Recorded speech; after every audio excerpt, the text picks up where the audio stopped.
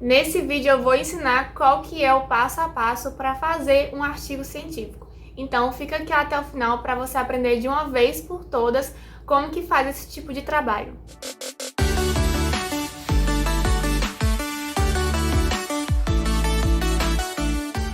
Olá pessoal, sejam muito bem-vindos de volta ao meu canal. E para você que chegou aqui de paraquedas e não me conhece, eu sou a Adrissa. Hoje você vai sair daqui aprendendo como que faz um artigo científico. Então fica atento para você não perder todo esse passo a passo.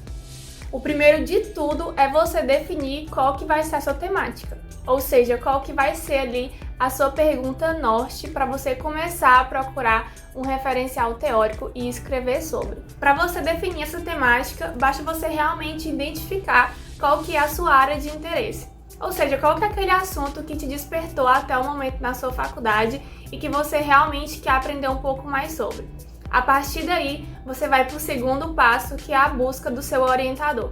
E esse orientador ele pode ser o seu professor, pode ser um profissional da área, ou até mesmo outro profissional que não seja da sua área em específico, mas que pode eventualmente saber um pouco mais do assunto devido a uma subespecialização, por exemplo. Então, quando você achou um orientador que realmente possa se interessar no seu tema, é só você conversar com ele, mandar uma mensagem, convidando, solicitando para ele ser o seu orientador, para ele te guiar em todo esse percurso do seu trabalho, em todo esse passo a passo. Agora que você já tem um tema e já tem um orientador, o terceiro passo é você procurar os descritores que se relacionam com essa área em que você vai pesquisar. E, na verdade, o que são esses descritores? Os descritores são como uma palavra-chave, no entanto, é uma palavra-chave que tem um consenso mundial entre os cientistas sobre um determinado assunto. Isso você pode facilmente pesquisar, por exemplo, no site do Dex, que eles já dão esses descritores de acordo com um tema que você colocou na sua busca. Para ficar mais didático como que funcionam os descritores, vamos supor um tema que eu quero trabalhar sobre o tratamento de Covid-19. Então eu entro no site do Dex e eu coloco, por exemplo, tratamento. É uma palavra que eu pensei que pode estar relacionada com o que eu quero pesquisar. E aí, quando eu busco essa palavra, o site do Dex ele vai realmente mostrar vários exemplos de descritores que eu posso utilizar e que vão me direcionar a um artigo sobre tratamento. No entanto, vai direcionar diversos artigos sobre diversos assuntos em que aborda o tratamento. E aí é que entra o segundo descritor, que seria o Covid-19. Então eu pesquiso no Dex Covid-19 e eles vão me mostrar diversas palavras que estão relacionadas com o coronavírus. Daí é só eu pegar o primeiro descritor junto com o segundo e colocar tudo em uma base de dados, que eles vão agora me direcionar a realmente os trabalhos que abordam essa temática. Tá, Adrissa, mas o que é base de dados? As bases de dados é justamente um site em que contém uma gama de artigos, um volume exorbitante desses trabalhos, tudo em um só local. E esses artigos eles são de diversos assuntos que você possa imaginar. E é justamente nesses sites em que você vai pesquisar o seu referencial teórico. Então, qual que é o quarto passo?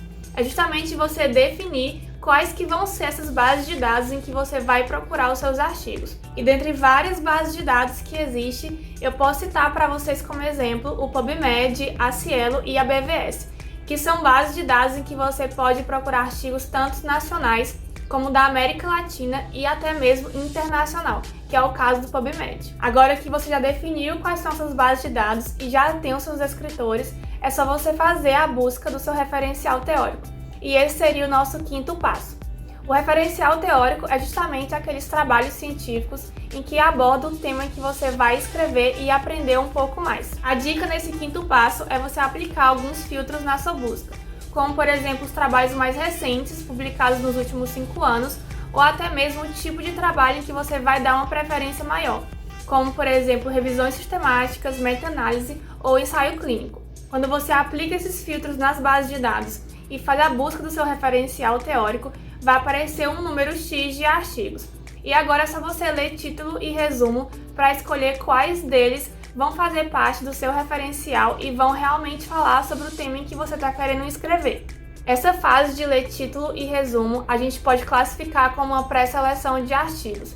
Isso porque depois que você faz essa pré-seleção, o ideal é que você passe agora a ler por completo esses artigos, para depois ter uma seleção final de quais deles abordam o tema que você vai querer escrever. Aqui vai um conselho importante sobre essa fase de seleção final.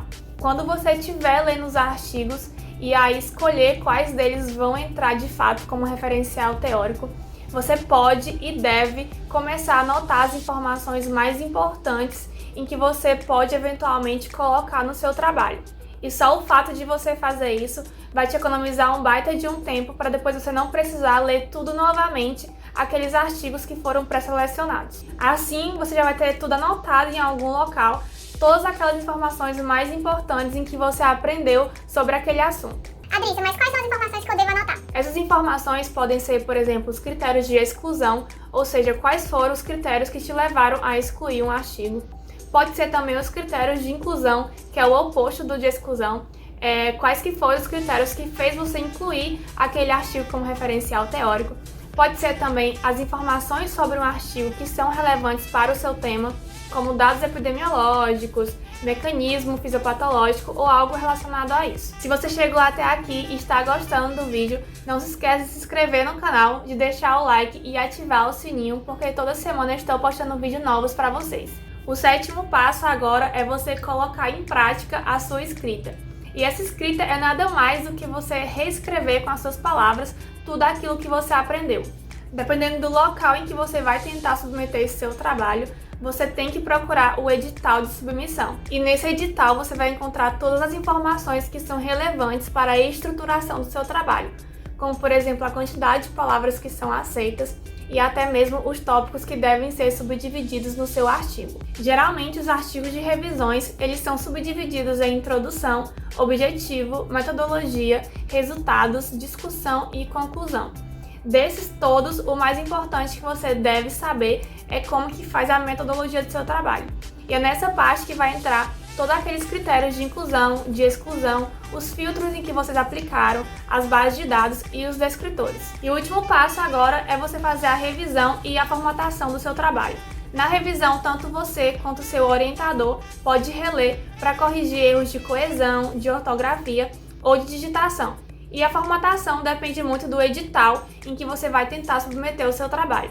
Depois que o seu orientador revisou e aprovou o seu trabalho, é só você submeter para aquele local de submissão e esperar o seu resultado. Bom, pessoal, esse foi o nosso vídeo de hoje. Eu espero que tenha contribuído aí para vocês entenderem como que faz um artigo científico e que tenha sido muito útil. Se esse vídeo realmente te ajudou, não se esqueça de se inscrever no canal, de deixar o like e ativar o sininho, porque toda semana eu estou postando vídeos novos para vocês. E é isso, a gente se vê no próximo vídeo.